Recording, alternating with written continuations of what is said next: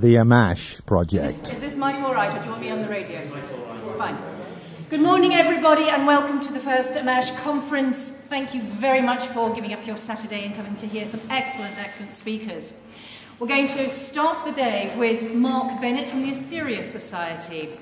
And I don't know whether you're familiar with Mark and the Aetherius Society, but I just want to read you a little bit from the information that we put out on the website about his talk.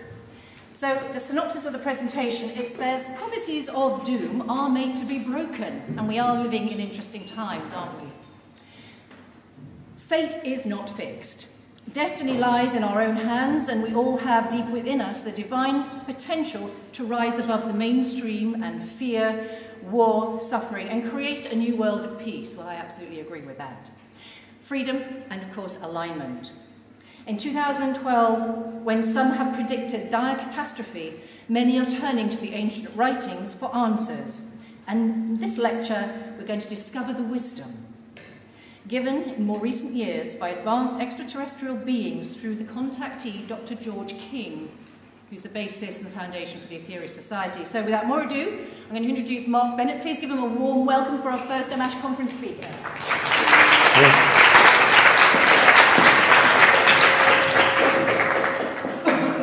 Thank you, and good morning. I'd like to start by leading a very short contemplation where we just think about why we're here, about the nature of change, about our world, and about its future. So could I ask you please to close your eyes for a moment?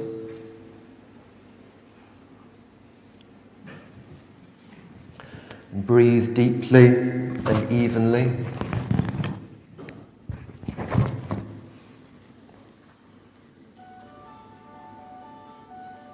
And this is also a good opportunity to turn mobiles off.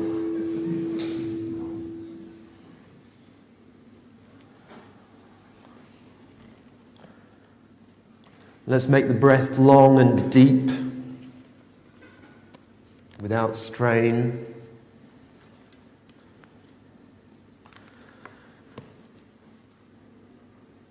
And even in-breath and out-breath. Let us see on the in-breath a white light on the breath, entering our bodies and auras as we breathe in. And as we breathe out, let us see this filling us with light, with peace, with inspiration.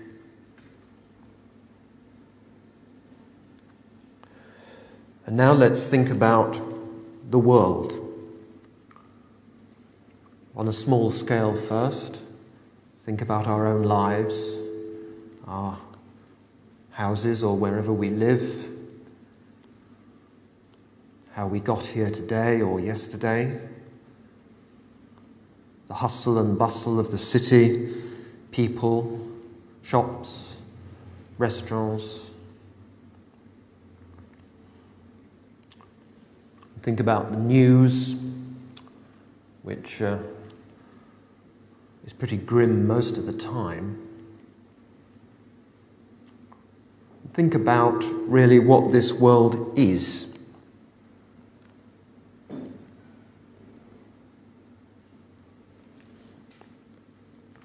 And let us remember that however different we are from others, we are all part of this world. And we all share responsibility for the state of the world. And now let's imagine what the world could be and should be.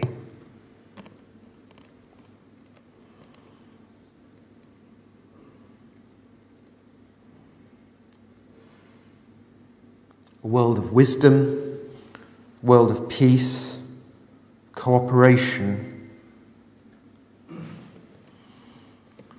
a world that would be ready for interplanetary cooperation,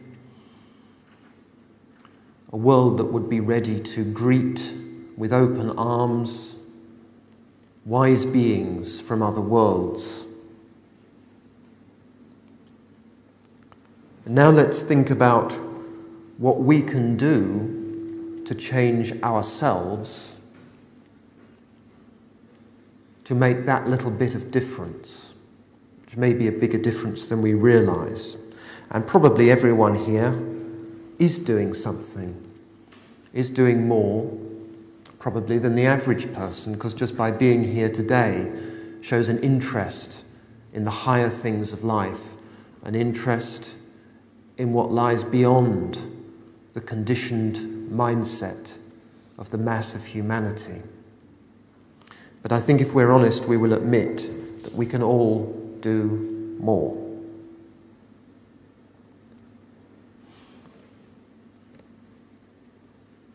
Now let's open the eyes.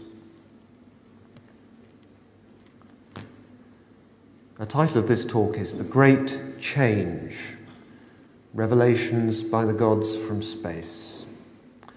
And the Great Change is a significant title in two ways. One, because the change that is coming to our world is going to be colossal. And two, because the nature of this change will not just be great in the sense of very large, but it will also be great in the sense that it will be a very positive thing. There will be difficulties along the way, certainly. There will be challenges, but that is the nature of life. And that is how we learn, and that is how progress is made.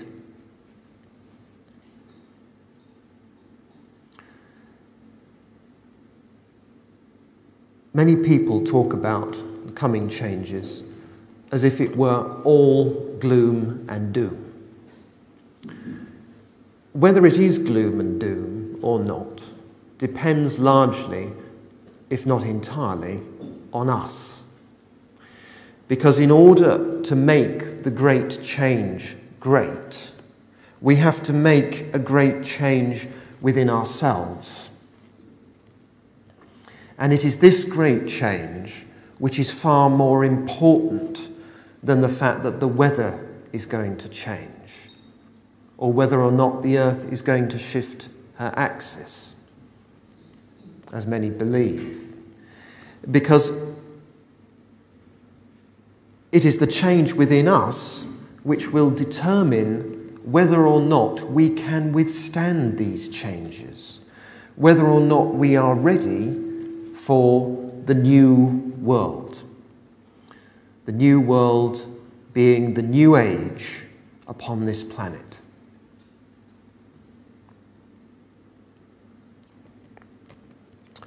The subtitle of the talk is Revelations by the Gods from Space.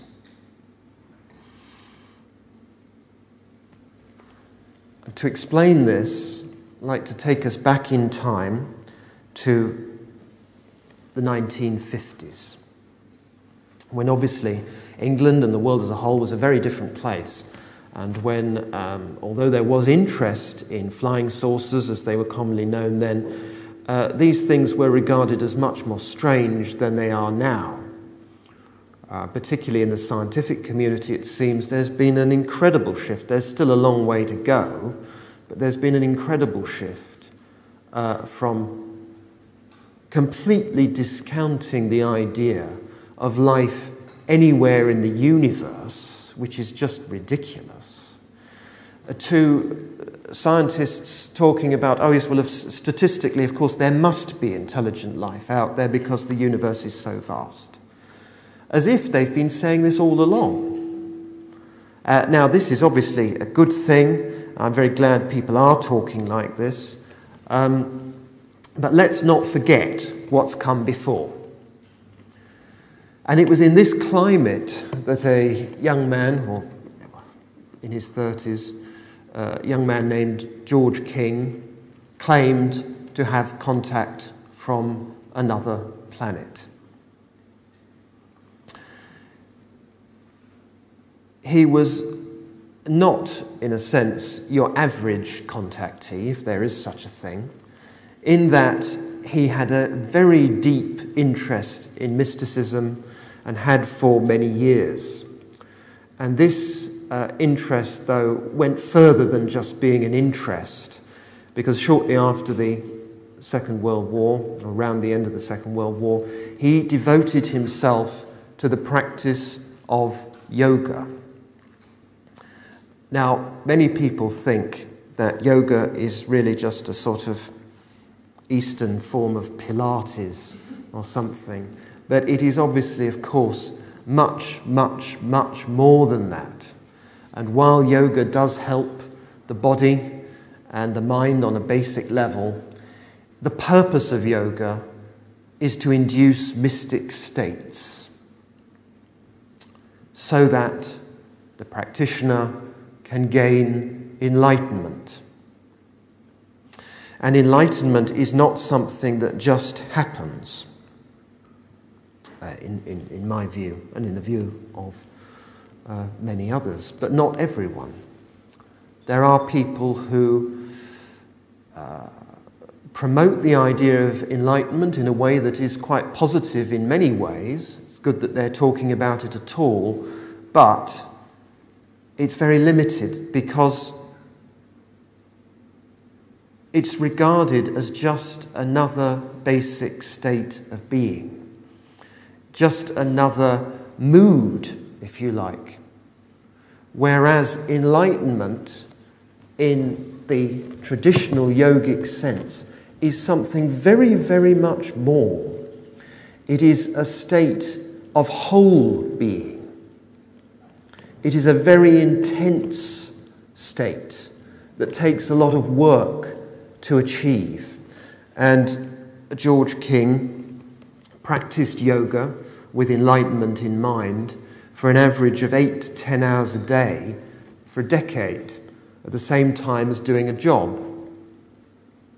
He obviously must have cut back quite considerably on sleep at that time, as it would no doubt be possible to do if you were charging yourself up with energy through the yogic practices that he was doing at that time. And he did all this in London. He didn't retreat to the Himalayas and live secluded in a cave, which might seem difficult and is difficult compared to ordinary life. But if you're going to be doing that amount of yoga, very much easier to do it away from people, without having to worry about money, without being detuned by the vibrations of others at every turn, without everyone around you thinking something different, and having other, much lower ambitions in life. And in many ways, this is the test of a really great yogi, is someone who is able to raise their consciousness, to detach from humanity, in the sense of detach from the mindset of the masses, and rise above the ordinary world, but without leaving it physically. A very, very difficult thing to do. He had always been intuitive, and apparently during the war, when he worked for the fire service during the Blitz in London, he used his intuitive or psychic abilities to rescue people, and was known for it. Through the practice of yoga, these abilities increased exponentially. And this is one thing that happens when one takes to the yogic path in a serious way. The development of powers. The purpose of these powers is twofold. One, it is to reject them, to bring them about so that they can be risen above. The more power we have in life, the harder it is to control it. And yoga is all about mind control, but not in the negative sense, of course, that term is often used, but in the positive sense of controlling one's own mind, not being a victim of one's own emotions and passions, but having full control of the latent abilities within us. And the second function of these powers is to use those which are not rejected in service to others. Service is a cornerstone of yoga and has become more so as the great change approaches, or as it has already started.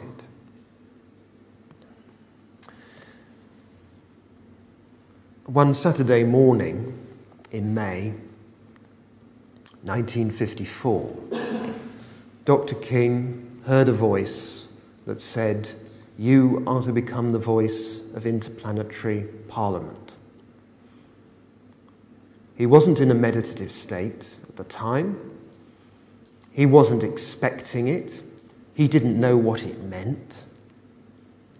But he did know that it was very, very important.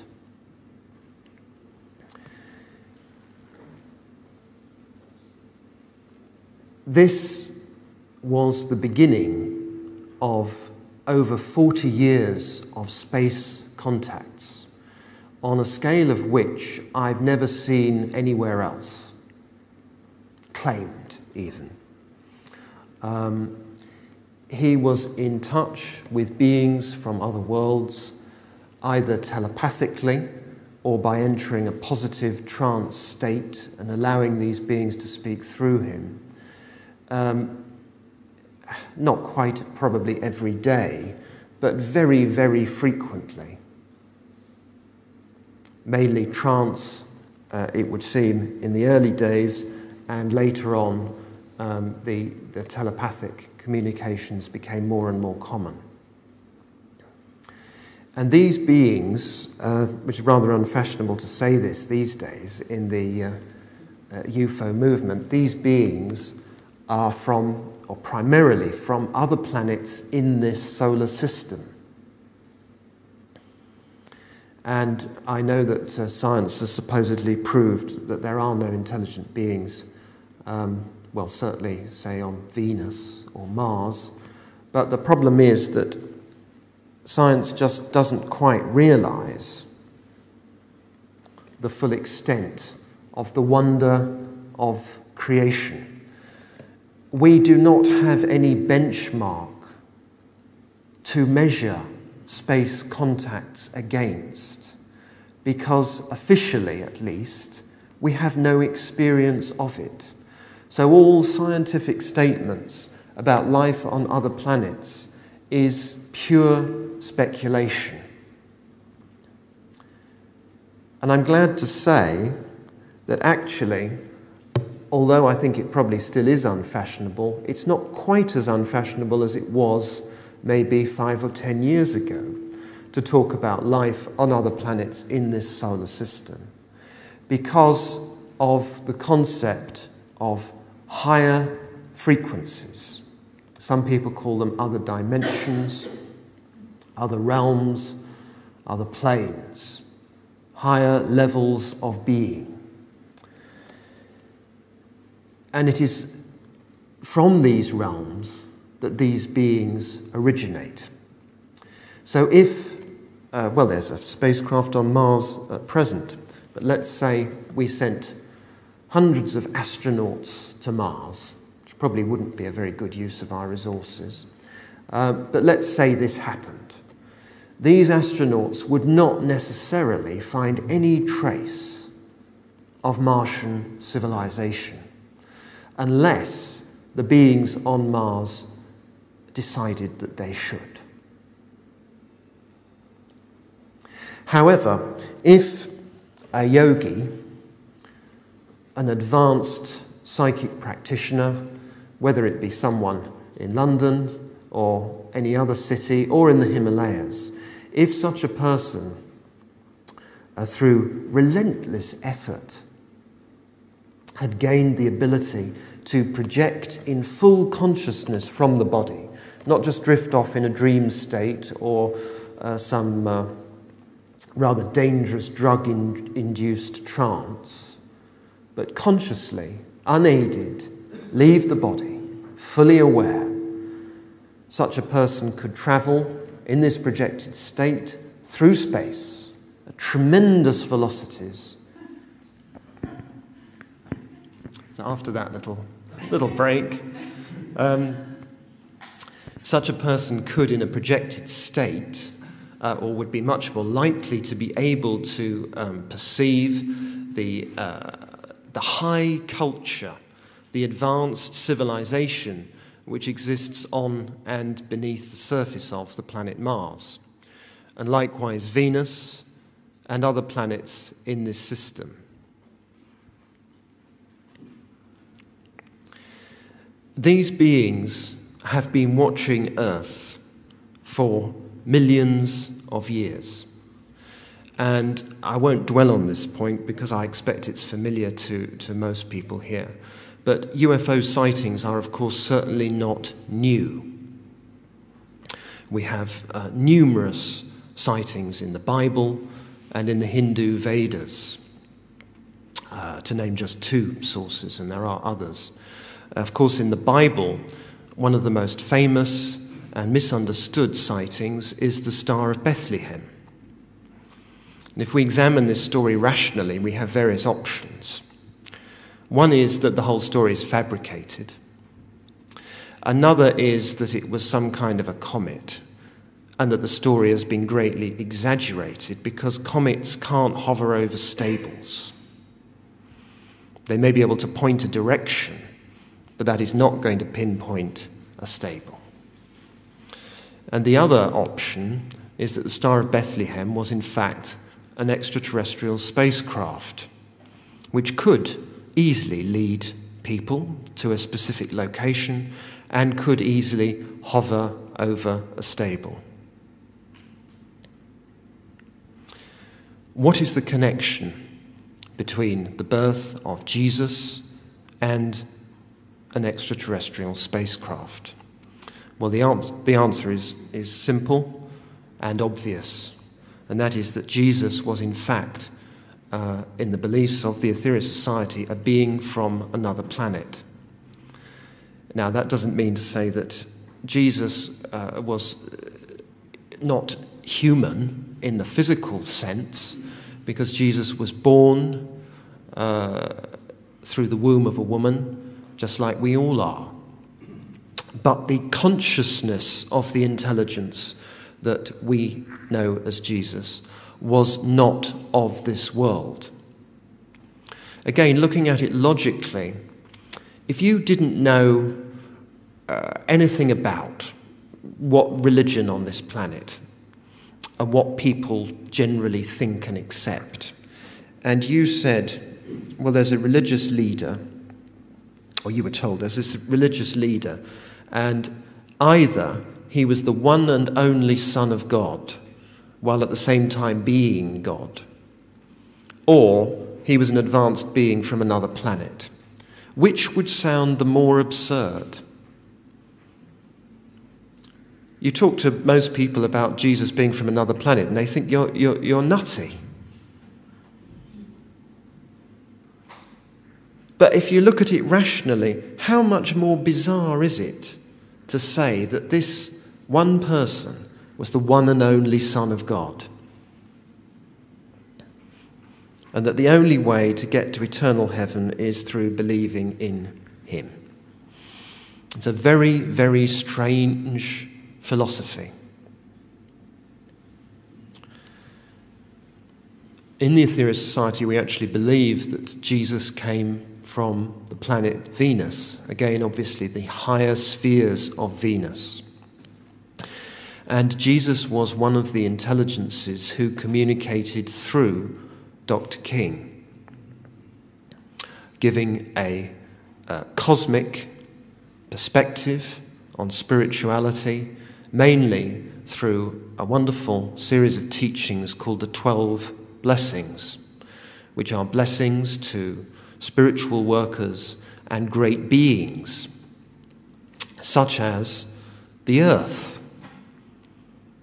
And the earth is, of course, absolutely key to the great change, because the earth is really what it's all about. I said earlier on that the important thing was the great change within us. Well, that's the important thing for us, yes. But the really important thing, important above everything, is the planet herself as an entity. The planet is a living being, and there's been some great scientific leaps forward in this regard. Scientist James Lovelock and the Gaia hypothesis have introduced this concept to mainstream thought, but it's good, but it hasn't quite gone far enough. Certainly a step in the right direction.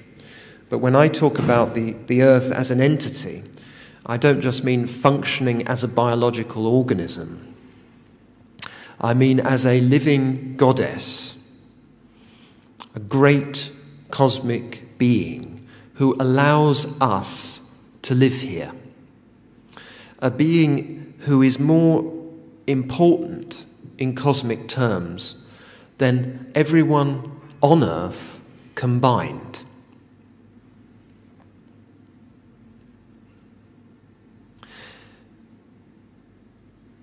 We need, if we are to be victorious through truth into the great change, we need to develop a much greater relationship with the earth.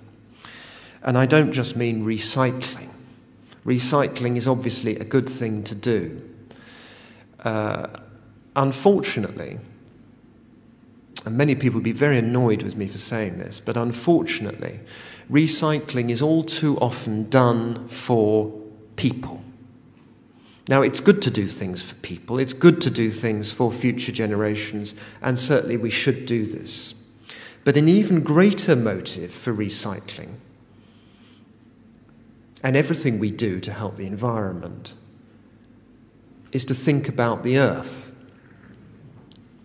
who bears us despite everything, despite the way we behave, despite ingratitude, despite exploding nuclear weapons on her body, polluting the basic manifestation that she has given us for our sustenance.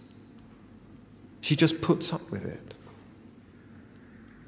It would be like, this is a very clever analogy, I think, that Richard Lawrence, who I work closely with, came up with to explain, or just to give us a slightly better appreciation of this situation. Imagine if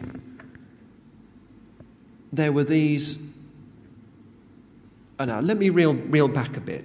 The reason we're on Earth, first of all, is because we destroyed our former planetary home.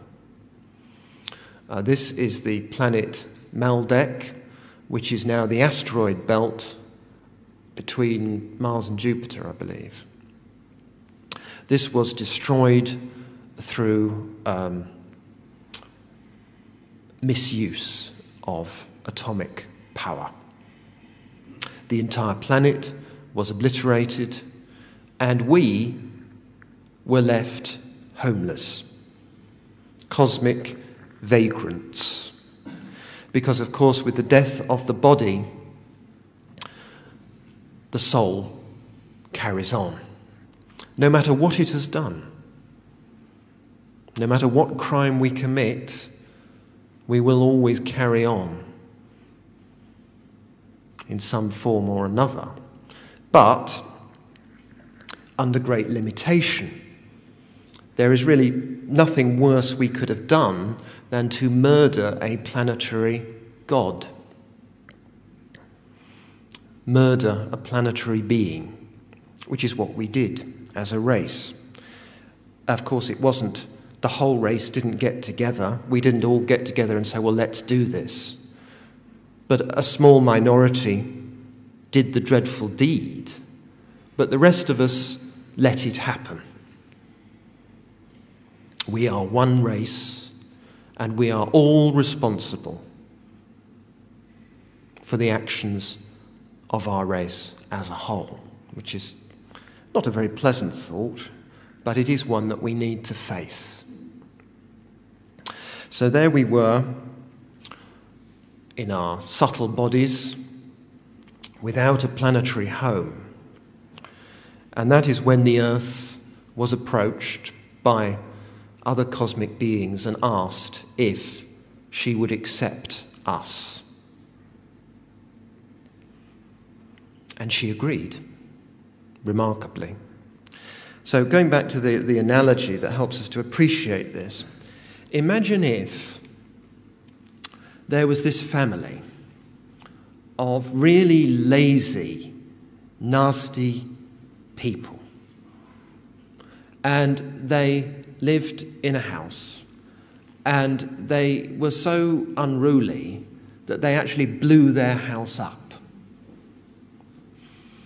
And, it was maybe one or two of them did the actual blowing up, but the rest hadn't really known what was going on, hadn't bothered to find out, just sat around watching telly and doing very little. And then this family then knocks on your door and says, I want to live with you. I'm moving in. And they come in, and there's no end point to this arrangement. It's not for one night or 2 nights. It's permanent. And this family offers you no gratitude, no respect, or virtually no gratitude, no respect, messes all your things up, vandalizes the place, and you just allow them to stay because they have nowhere else to go. Now that is a level of spirituality that is quite literally alien, certainly to me anyway. And I'm not suggesting that we should literally do that, but it does give a little idea of, it's a silly little analogy really, but it brings over a point, I think, helps us to appreciate how much she has done for us, how much she's been through. Because after we came here, our first civilization, known to some as Lemuria, was also destroyed by atomic warfare. And then the next civilization, Atlantis, was again destroyed in a similar way. So it's like these people being in your house, blowing rooms up. It's just unbelievable, really. If anything's unbelievable, it isn't that Jesus was from Venus. What's really unbelievable is how we have behaved for the past few million years. And on the other end of the scale, the patience of the earth. However, regardless of how patient she is, it is not allowed by cosmic law, natural divine law, for any intelligence to suffer indefinitely. A totally opposite concept to that of some orthodox mainstream religions that seem to think that a benign God will send people to hell for believing the wrong thing forever and ever and ever and ever. This is nonsense. No one is past redemption. There's always hope. There may be difficult times along the way, but there's always hope. People always get another chance. Eventually. eventually. They'll pay the consequences, but then they will get their second chance. And obviously with the earth, though, we're looking at a completely different scenario, because her suffering is not brought about through anything she's done wrong. It's a choice she has made to help others. She's literally sacrificing salvation for us. And this cannot carry on forever, even if she was willing to allow it to happen. So, in short, we have to change, or we have to leave Earth.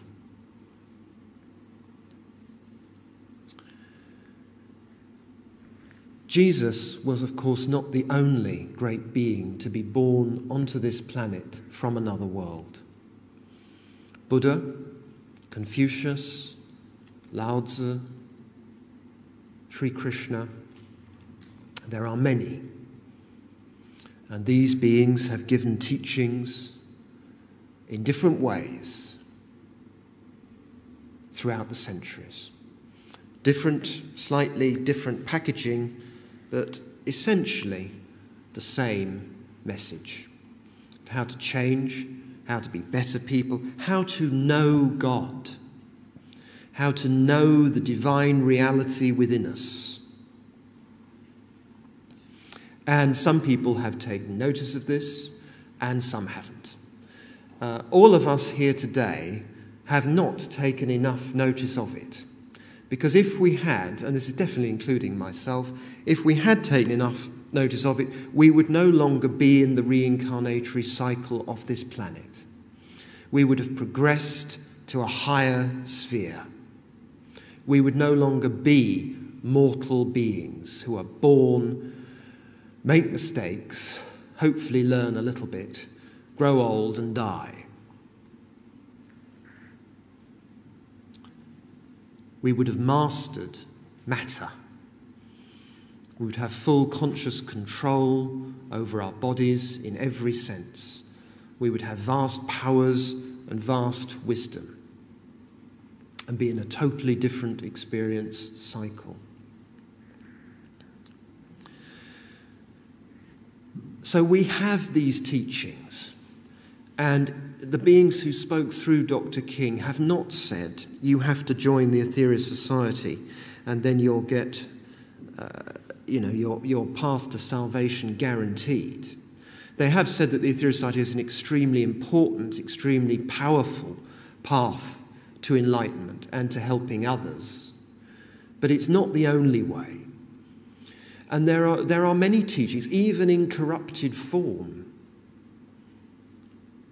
such as the Bible, which have some wonderful teachings in. And if everyone who professed to be Christian followed the Bible, the world would be a very, very different place.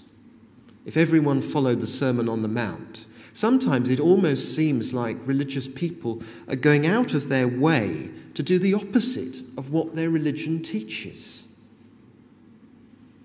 How any Christian can fight in the name of Christianity and kill in the name of Christianity, where the teaching is so plain, and think they're doing the right thing, not fight and think, oh well, this is wrong, but I'm going to do it anyway because I'm just sort of not a very good Christian. They actually think this is what it's all about. Historically, hopefully not so much today. If you look at the Crusades in the Middle Ages, for example.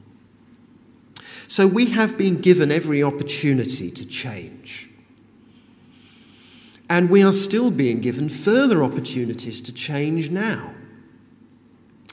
And a lot of that stems from the teachings given by these beings through Dr. King. The message is a very simple one of service to others, and yet it is extremely profound, and it certainly does a lot more than just pay lip service. to, oh yes, it'd be nice if we were all nicer to one another. As many space messages do have that kind of message, but when you look deeper, you think, well, what does it really amount to? And this is actually one way to test whether or not a message is true or not, whether the source really is what it claims to be. Not just does the message sound nice, because most messages do, in my experience, but does it really have much substance? Would it really have taken an interplanetary mind to tell us those things? This is one way of testing whether or not a contact is genuine.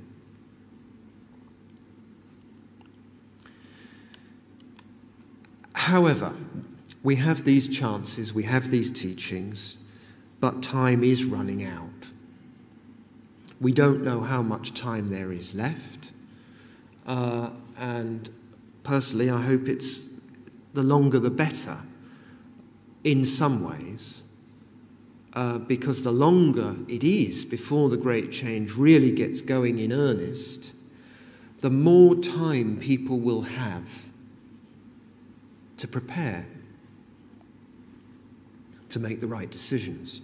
On the other hand, I'd like to see the great change happen as quickly as possible, even if it means we all have to leave Earth, because at least then the suffering of the Mother Earth will be over at our hands. So there's two ways of looking at it, but the sort of the winning argument, as it were, is that she has chosen to bear us. And she, being much better than us, wants us to make it, even if she has to suffer. So I think we need to cooperate with that plan and hope that as many people make it as possible into the new age, when we will live here on this planet, but in a very different way to the way we live now. In terms of humanity, probably the biggest single event in the Great Change is going to be what we call in the Aetherius Society the coming of the next master. This is when an extraterrestrial intelligence, an advanced extraterrestrial intelligence, a cosmic master, will come to Earth openly for all to see. And this will be the end of the skeptics' argument.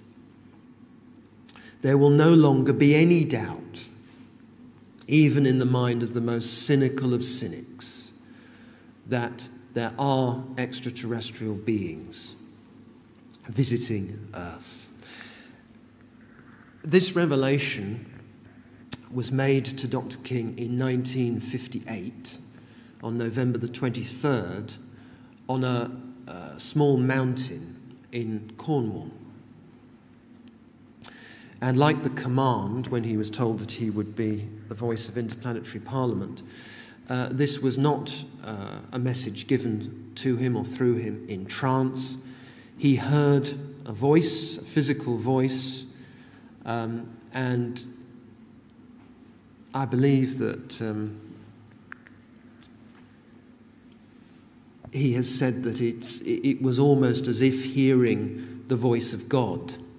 Now, obviously, God, as God, doesn't speak to people in that way, even advanced masters of yoga. But it was that great. And this being is a lord of karma. Karma being a divine lord. So it would be fair to say that this being was a God, but not God in the sense of the totality of all things. And I'm going to read the message to you now. There will shortly come another among you. He will stand tall among men with a shining countenance. This one will be attired in a single garment of the type now known to you. His shoes will be soft-topped, yet not made of the skin of animals. He will approach the earth leaders. They will ask of him his credentials. He will produce these. His magic will be greater than any upon the earth, greater than the combined materialistic might of all the armies. And they who heed not his words shall be removed from the earth. This rock is now holy, and will remain so for as long as the world exists. Go ye forth and spread my word throughout the world, so that all men of pure heart may prepare for his coming.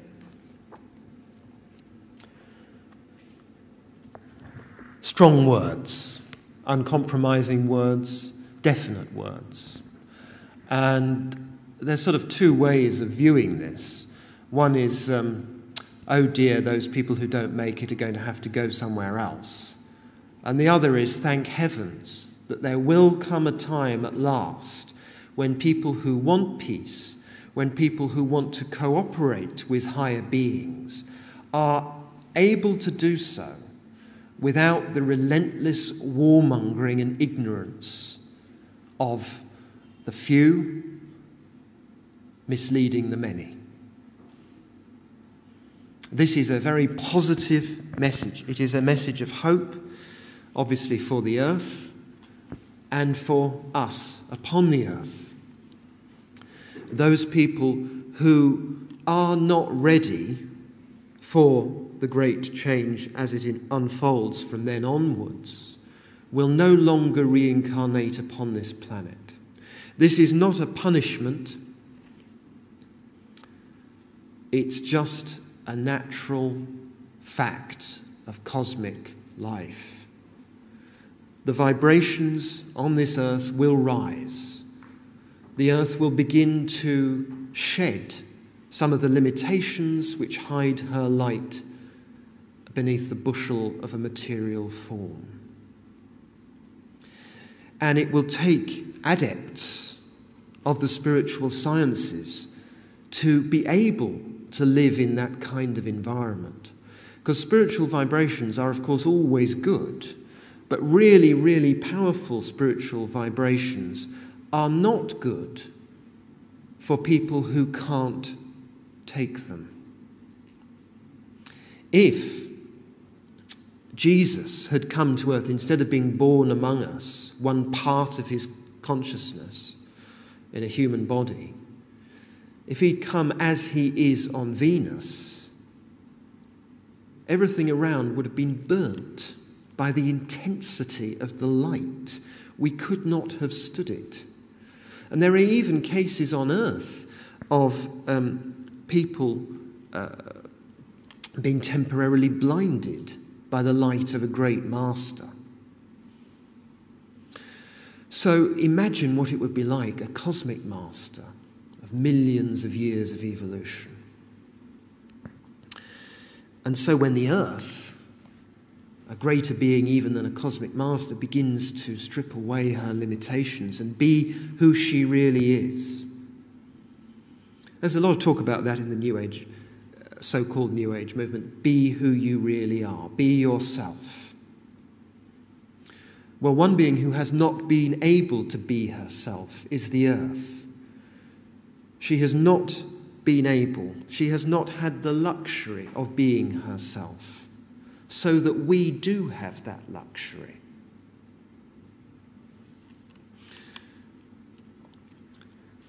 So this world will be, the new world will be, a wonderful place where terrestrial people, us, and the Logos, the life force of our earth, will live in harmony.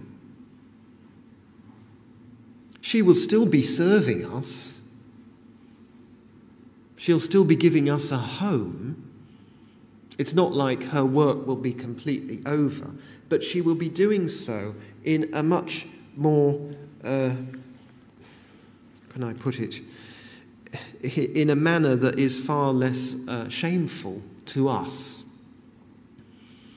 going back to the little analogy of the people who blow up their house and then move in with you, it'd be more like having a friendly lodger upstairs rather than having these dreadful people trashing the place and eating you out of house and home.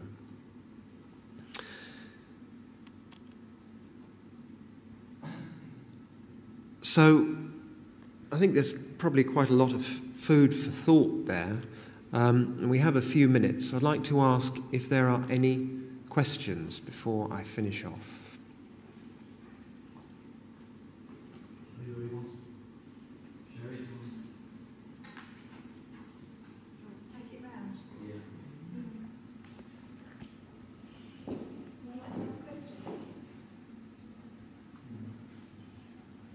Still a bit early in the morning for questions.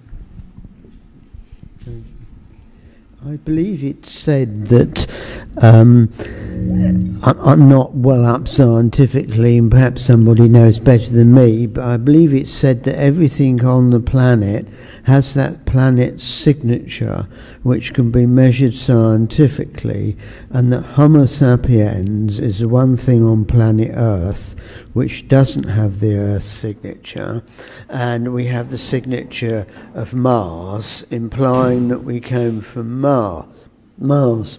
So I'm a little perplexed as to how you say that we originally came from, was it Maldak? Maldak. Well, yes. I'm not familiar with that. If we did come from Maldak and went to Mars, then we will be like we are now on this Earth. We don't have the signature of the planet, but we have the signature of the planet of Mars. Well, I think it's certainly interesting that, if this research is correct, that we don't have the signature of Earth. But I don't really know enough about it, I'm afraid. I don't know what signature means. But I don't believe that we are from Mars or that we lived on Mars before coming here. There are people from Earth who have advanced to the Martian experience cycle, and those people may have come back to visit us in certain ways at certain times. We don't really know. But as far as I'm aware, we came from Maldak directly to the Earth. Thank you. Any other questions, please?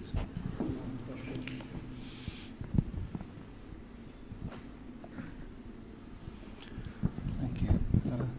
How can you be sure that the entities or the intelligences that were in contact with Dr. George King and other similar representatives of the Aetherius Society, how can you be sure that their nature was not necessarily benevolent or positive, and that they're in fact malevolent or deceptive beings giving a message not necessarily in the interests of humanity? How can you be sure that these intelligences are actually what they are and are not necessarily deceptive in some way? I mean, history of religion and UFO contacts have shown that many of these intelligences are deceptive and have misled their victims, their abductees, etc. And often some of these people go on to create religions and cults. How can we be sure that we're not dealing with something that is not necessarily positive? Okay, thank you for that question. First of all, I'd like to say that I'm not saying that all extraterrestrial beings are benevolent. There are most certainly hostile extraterrestrial beings in the universe, and in the Aetherius Society we actually believe that we have been, on this planet, we have been protected from being taken over en masse by extraterrestrial malevolent civilizations more than once. How do I know that the beings speaking through Dr. King are who they say they are and mean what they say they mean? Well, how do any of us really know anything? We have various faculties for discerning knowledge. One is logic, another is intuition, and another is sense perception. And one has to examine these teachings and make a decision.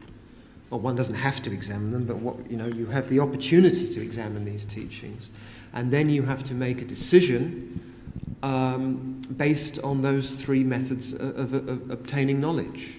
And as far as my own experience is concerned, and other members of the Aetherius Society, the message scores on all three counts.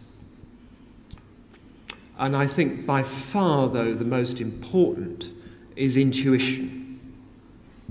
Now, I know people say, oh, it's my intuition that so-and-so is going to happen, and it isn't really. It's an emotion, it's a feeling misread or wishful thinking. But the faculty does nevertheless exist, intuitive faculty. And the way to hone this down is through motive. If we want to know the truth so we can use this truth to help others and to serve the divine architect behind all creation, that will be a tremendous step forward in developing our intuition. Another way is through listening to it. And the more we listen to it, the clearer the voice becomes. So one can develop intuition. And this is, when dealing with matters of this nature, it's absolutely essential to apply intuition. There are all sorts of spiritual practices as well, like yoga breathing, which will help to develop this all-important faculty.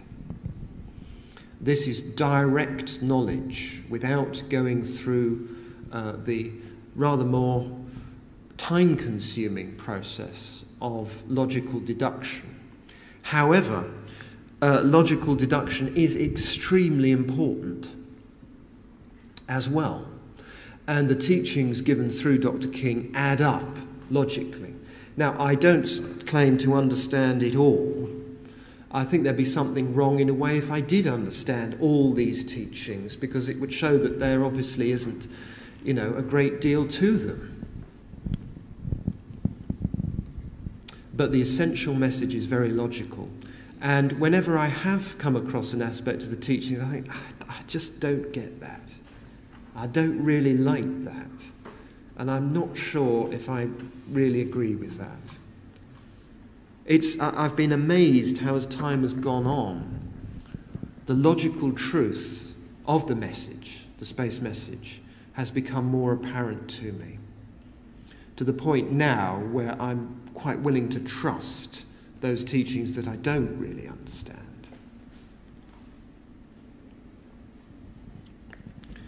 Sense perception, the third method of obtaining knowledge. When you perform spiritual practices, you will start to feel things. You will start to feel the energy flowing through you. And when doing practices, as we will be next week, in cooperation with beings from other worlds, where we're consciously tuning in to their energy, the sensations can at times be quite extraordinary. I grew up sort of with a very ordinary left brain kind of education, and I never really imagined that I would ever have any kind of a psychic sensation. I thought that was something that other people had who were born with this ability. But that's another subject, really.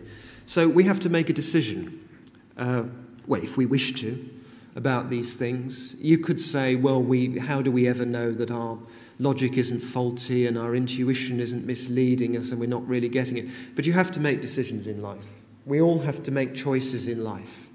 And if we sit around and wait for absolute, instant certainty, we're never going to get anywhere, because our minds just don't operate in that way. Even in science, where people talk, science as we know it, where people talk about, well, this is proven. Well, it's only proven insofar as the scientist's theory is rational, and insofar as the observations through the eyes of the scientist haven't gone wrong. It all depends on mind. We don't yet have the ability to experience high truth directly from spirit without distortion. But it's a good question. Thank you for asking it. So we have time, I think, for just one more question. This is not really a question, it's just a quick comment about the Bible. I was struck by what you said about the mainstream religions being very tolerant and spiritually pure. And in that respect, of course, you are quite right. They do present that kind of an image. But also, on the other hand, I thought that if you look at the Bible, it's absolutely chock-a-block with exhortations by God, the divine being, to go out and do all kinds of murder. Yeah, well, thank you for that. Now, I'd like to clarify that. I should really have said the New Testament, I think. Because the New Testament, when I was talking about the contradiction between, Christians going to war and the essential message of Christianity, the Sermon on the Mount is a very pure, very spiritual text, even if it's been altered a bit. And I'm not saying that mainstream religions are pure. I think you may have slightly misunderstood me there. I'm saying that there's a lot of good in them, and that if we look for it, or if you want to be a really good person and you want to use Christianity as your basis, you can. If you want to be a good person, you want to use Buddhism as your basis, you can. But yes, certainly, if you were to follow every single word of the whole Bible, you literally would have a few problems.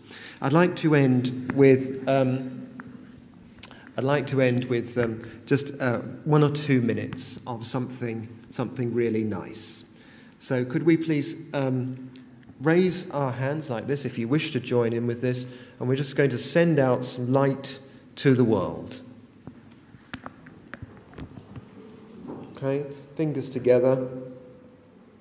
Okay, I can't do it because I've got to hold the mic. And let's close the eyes once again and breathe deeply. Visualize light coming into us, and now let us see this light flowing down from above the top of the head, through the neck and the shoulders, and out through the palms and through the front of the heart chakra, a few inches in front of the body. Let's see these 3 streams of white light flowing through us out to the world as a whole. And as we do this, let us not see the world as it is, but let us visualize the world as it could be. A place of peace, healing, enlightenment.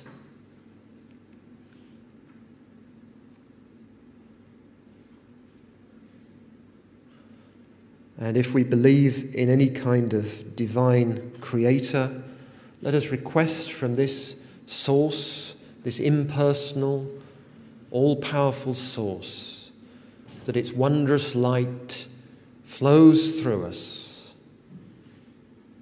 out into our world, to bring about peace and positive change, so that humanity as a whole can prepare successfully for the great change which is to come.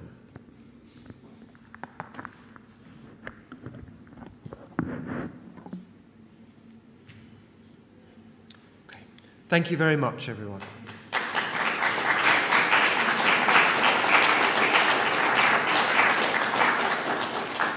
Thanks, everybody. I hope you found that enlightening and enjoyable. I certainly did, and thank you for the topping and tailing of that with the little meditation there. It was lovely. Folks, we have Winston Keach next. There'll be just 5 minutes so we can do a little tech check and change over. So you have 5 minutes if you want to go and grab a quick cup of tea. Please don't be much more because we do have a proper break after that. So please, just 5 minutes, folks.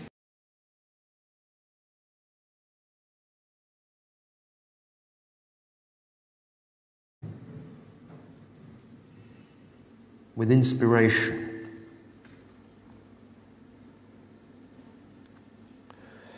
And now let's think about the world. On a small scale first, think about our own lives, our houses or wherever we live, how we got here today or yesterday, the hustle and bustle of the city, people, shops, restaurants.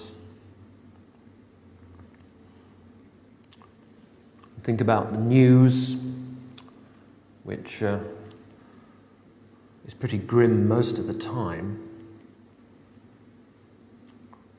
Think about really what this world is.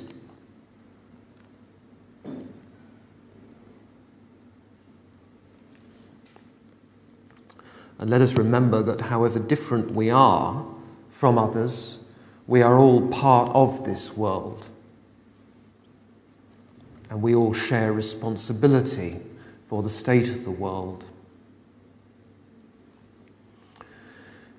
And now let's imagine what the world could be and should be.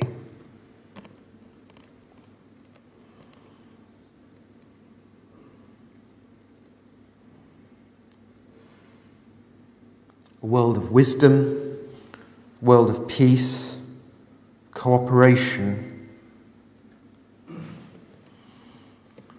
a world that would be ready for interplanetary cooperation,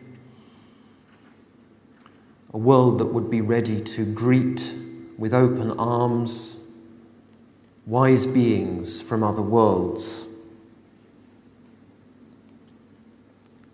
And now let's think about what we can do to change ourselves to make that little bit of difference, which may be a bigger difference than we realise. And probably everyone here is doing something, is doing more probably than the average person, because just by being here today shows an interest in the higher things of life, an interest in what lies beyond the conditioned mindset of the mass of humanity. But I think if we're honest, we will admit that we can all do more.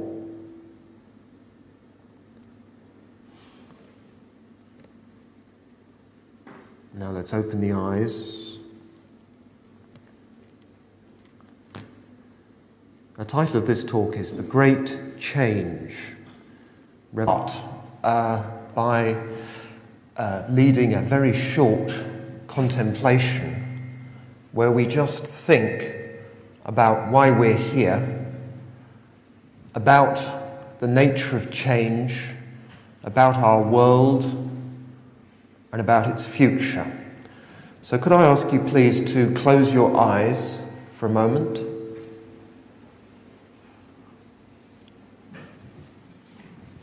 Breathe deeply and evenly.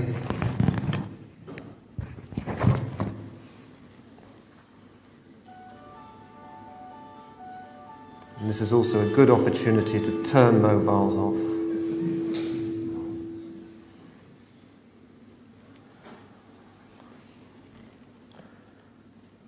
Let's make the breath long and deep. without strain.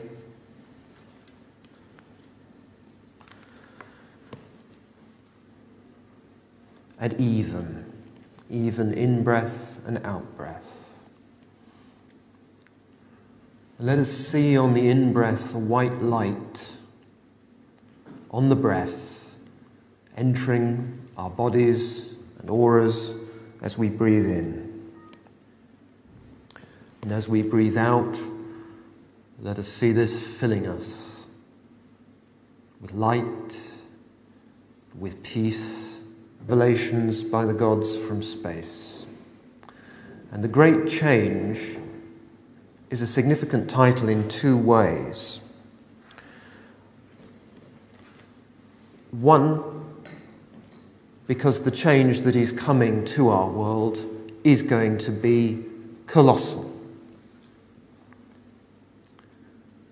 And two, because the nature of this change will not just be great in the sense of very large, but it will also be great in the sense that it will be a very positive thing. There will be difficulties along the way, certainly.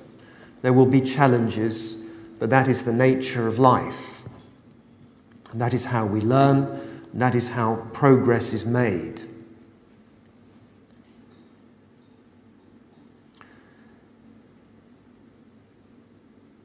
Many people talk about the coming changes as if it were all gloom and doom. Whether it is gloom and doom or not depends largely, if not entirely, on us. Because in order to make the great change great, we have to make a great change within ourselves. And it is this great change which is far more important. The AMMACH Project. Is this mic all right, or do you want me on the radio? Fine. Good morning, everybody, and welcome to the first AMMACH Conference. Thank you very much for giving up your Saturday and coming to hear some excellent, excellent speakers. We're going to start the day with Mark Bennett from the Aetherius Society. And I don't know whether you're familiar with Mark and the Aetherius Society, but I just want to read you a little bit from the information that we put out on the website about his talk. So the synopsis of the presentation, it says, prophecies of doom are made to be broken, and we are living in interesting times, aren't we? Fate is not fixed. Destiny lies in our own hands, and we all have deep within us the divine potential to rise above the mainstream and fear, war, suffering, and create a new world of peace. Well, I absolutely agree with that. Freedom and, of course, alignment. In 2012, when some have predicted dire catastrophe, many are turning to the ancient writings for answers. And in this lecture, we're going to discover the wisdom given in more recent years by advanced extraterrestrial beings through the contactee, Dr. George King, who's the basis and the foundation for the Aetherius Society. So without more ado, I'm going to introduce Mark Bennett. Please give him a warm welcome for our first AMMACH Conference speaker.